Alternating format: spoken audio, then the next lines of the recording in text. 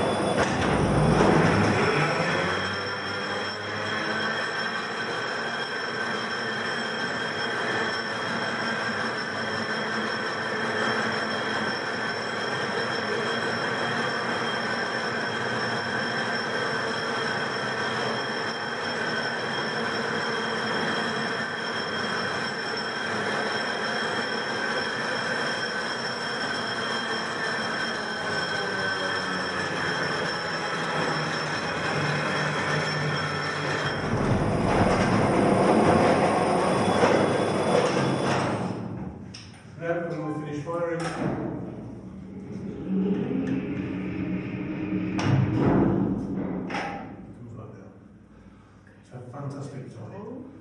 The only reason I come is to come and play with this. But yeah, so this is the gun. If you want to have a look on this diagram, it probably best explains the bit of kit that we can see.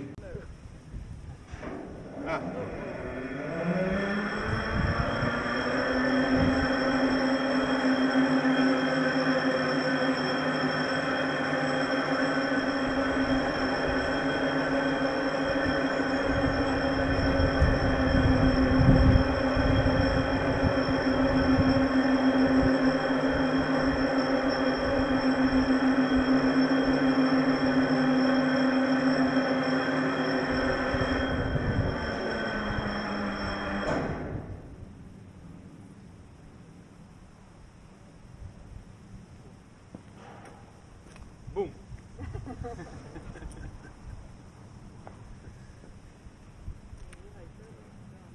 Doesn't want to go back down.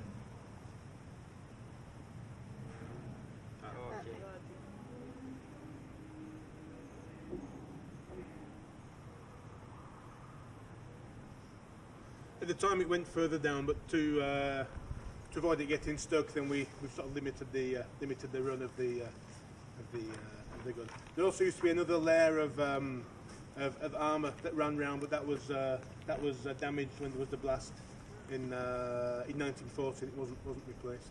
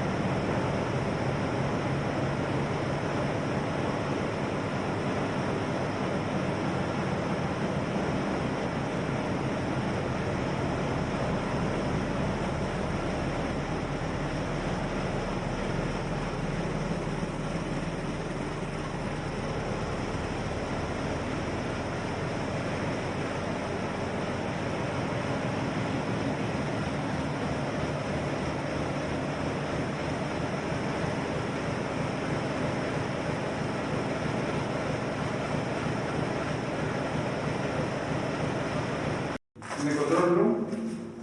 The control room? The control room, where was the control? The control, that was also in block 11 and 12. Okay. So it was a central command. Like a tower run? Well, it was down inside, but it was around the blocks 11 and 12. That was a central command room, and then each block would have its own block commander. So again, so we're in this concrete block. In front of the concrete block, you'll see as we go outside, there's a trench.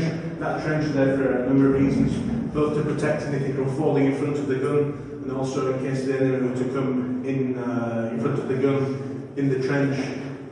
For sending a nice little present here, there's a chute for sending a hand grenade. So we'll stick this in here. It's not loaded, don't worry. There's a hole here, so I can pull the pin out. I can put that down. That sends the grenade down. And the time it takes for it to get to the bottom, it gets to the bottom, it explodes. So there's a poor person down there. And how would you know there was somebody there? How do you know? Because there are a couple of, you can see there's a small opening. There's a small opening there, so you can see outside. And there's also, not in here, but we'll see again when we go outside. There are a couple of observation blocks. So perhaps you might come and wave a flag and say, hello, I'm here. But, okay, I think we've seen everything there is to see here. I'm ready for a bit of fresh air. Don't know if you are, but that's the next part of our talk. So if you have to go back outside here, turn right. It's block 9 here, had 375mm guns. So these guns, just the 75mm, these can fire up to 12 kilometres. So it's a different type of armament. And these 3 guns are pointed down towards the Moselle Valley. To explain a bit then about the state of this fort, it's important to go back and talk about 1944, what was going on in Europe at the time. So as we know, in June 1944, we had the D-Day landings over in Normandy. The Allied troops who came across on the 6th of June. It was my great granddad was one of them. So they came over in June and then started their push across Europe. To begin with, through Normandy. It was quite difficult. Once they got through Normandy, headed towards Paris. Paris was liberated by the French. The French like to say, but with a bit of help from some of the others. And then once Paris was liberated, the various Allied armies started to push across east with the aim of liberating the various